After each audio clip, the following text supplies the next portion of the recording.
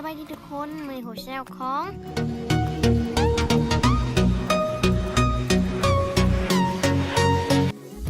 ตัวนี้เขาก็จะมาเฮดเดย์สกุชิแท็กเนาะทำคำทำมาจากคนนั่นแหละ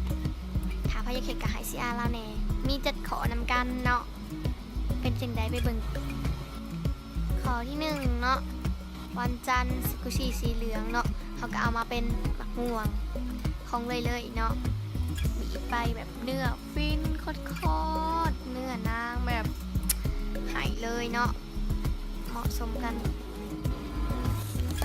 ต่อมาวันคานสกุชิสีบัวเนาะเขาก็เลือกเป็นลิตเติ้ลมาเฟียเนาะเป็นแมวที่หนาหักมุ้งมิงฟรุงฟริงแบบนั้นละเขากับสีบัวเลยเนาะแบบเขากับฟันเลยว่ากินนางหอมฟินแบบเวอร์มากเลยค่ะนุ่มบีบบยุทธเลย บีบบยุทธเลยตัวนี้หายใจไปต่อมาวันพุธเขาเอาเป็นเมลอนเนาะชวาชอบมากกินโอ้ my god หายใจไปแบบโคตรเลยตัวนี้เอาไปเลยใจเขาก็แบบบีบโอ้ยฟินเนื้อแน่นคักหมักแห้งตัวนี้เด้อซื้อไปโลดนางก็แร่แล้วเด้อเด้อนางแร่หอมหมักเลยบีบชิปขอต่อมาเนาะขอที่4วันพฤหัสกุชิสีส้มเนาะเขาก็เอาเป็นโดนัทเรียคุมะเนาะโดนัทเรียคุมะเป็นสีส้มบีบแล้วก็นุ่มๆแต่ว่ากินบ่ค่อยจะหมักปันใดเนาะแต่นักก็นุ่มวันศุกร์สีฟ้าเด้อเอาเป็นหมีเบบี้แบร์ตำหนิ